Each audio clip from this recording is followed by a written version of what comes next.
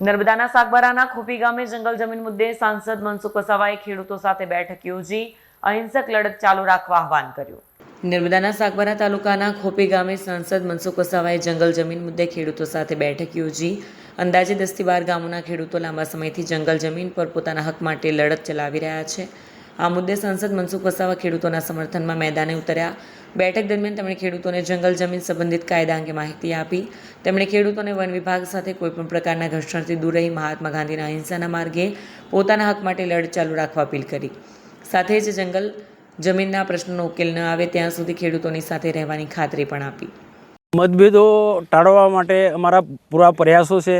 આપની વાત બિલકુલ સાચી છે, પણ જ્યારે અમારો હક છીનવાઈ જતો હોય સાગબારા તાલુકાના ખેડૂતોનો, અમારો જો હક છીનવાઈ જતો હોય તો અમે તો પછી એક વાત મૂકવાના જ છે ને કે અમને જો છોડાવતા હોય તો સુરત જિલ્લાના ખેડૂતો ઉમરપાડા તાલુકાના એ પણ ગેરકાયદેસર ખેડે છે। જેમનું ખેડાણ આવું હતું એવું ખેડાણ એમનું છે, તો અમને જો સાગબારા તાલુકાના ખેડૂતોને જે ખેડાણ અટકાવે તો આમનું પણ અટકાવો, એ તો વાત છે। અને એના માટે અમે સત્યાગ્રહ કરીશું, અમે કરીશું ભાઈ આમને અટકાય છે તો આ પણ બંધ કરાવો। તો મારી અપીલ છે કે આ વિવાદ થાય ને આદિવાસીઓ અંદર ના લડે, એના માટે એક જ ઉકેલ છે કે સાગબારાના ખેડૂતોને પણ ખેડવા દે, જંગલ ખાતું પણ ખેડવા દે, અને સાગબારાના ખેડૂતો જે જંગલની જમીન ખેડે છે એ રીતના ઉમરપાડા તાલુકાના ખેડૂતો હો અને વન વિભાગ પણ એમને સહકાર આપે, જેથી આ ઝઘડો ના થાય, વિવાદ ના થાય।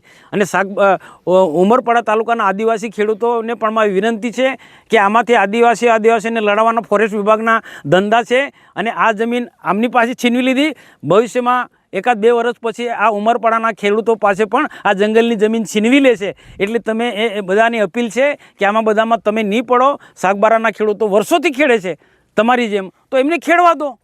જે પણ કોઈ ઘટના ઘટી છે એ બધું સમાજની રીતના બેસીને ઉકેલા ન્યાય પ્રક્રિયા છે। તો પછી આમાં ખેડાણ બાબતમાં તમે નહીં અટકાવો, ખેડાણ બાબતમાં તમે નહીં, વર્ષોથી ખેડે છે તમારી જેમ, સુરત જિલ્લાના ઉમરપાડા તાલુકાની જેમ।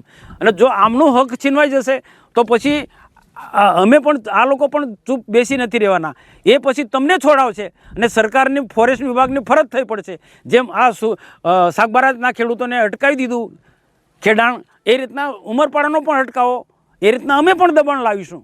તો પણ આ ઝઘડો થશે આદિવાસીમાં, તો આદિવાસીમાં ઝઘડો નહીં થાય એના માટે કોઈ મધ્યસ્થી બને, અને ખાસ કરીને ફોરેસ્ટ વિભાગના વડાઓ મધ્યસ્થી બને, અને જેમ ઉમરપાડાના આદિવાસી ખેડૂતો જંગલની જમીન ખેડે છે એ રીતના સાગબારા તાલુકાના આદિવાસી ખેડૂતોને પણ જંગલની જમીન જે વર્ષોથી ખેડતા આવ્યા છે 2002થી, એમને ખેડવા દેવી જોઈએ। હું લીલાબેન વસાવા, જે મનસુખભાઈ સાહેબ આજે અહીંયા જે પબ્લિકને સાંભળવા માટે આવ્યા, ખેડૂતોને સાંભળવા માટે આવ્યા, તો મને એવું લાગે છે કે મનસુખભાઈ સાહેબ સરકારશ્રીમાં જે ખેડૂતોની તકલીફ પહોંચાડવાની વાત કરીને ગયા છે, એટલે મને થોડો વિશ્વાસ તો લાગે છે કે જેમ બને તેમ જલ્દી નિરાકરણ આવે। બે તાલુકામાં જે ઉમરપાડા અને સાગબારા તાલુકાની જે વાત કરી એમણે કે ત્યાં લોકો ખેડાણ કરે છે અને સાગબારા નથી કરતા, તો એ બાબતે શું સાંસદનો અભિપ્રાય શું હતો? સાંસદશ્રીનો એ અભિપ્રાય હતો કે ઉમરપાડાના ખેડૂતો જે ખેતી કરે છે તો એને ખેડવા દે છે, અને સાગબારા તાલુકાના જે ખેડૂતોને નહીં ખેડવા દેતા, ખેડાણ કરવા નહીં આપતા, એના માટે સાહેબશ્રીએ બહુ સારું મંતવ્ય રજૂ કર્યું કે ભાઈ જેવી રીતે ઉમરપાડાના લોકો ખેડે છે એવી જ રીતે સાગબારાના ખેડૂતને પણ ખેડવા દે, અને જો ખેડાણ કરવા નહીં દેશે તો અમે ગાંધી ચિંધ્યા માર્ગે અમે પબ્લિકની સાથે રહીને અમે લડત કરીશું અને ખેડાણ કરીશું, અને ખેડાણના સ્થળે હું ખેડૂતોની સાથે જઈશ, એવી રીતે અમને વિશ્વાસ આપીને મનસુખભાઈ ગયા છે। હું વસાવા નરેશકુમાર વિક્રમભાઈ વસાવા, ગામ હલગામ, તાલુકો સાગબારા, જિલ્લા નર્મદા।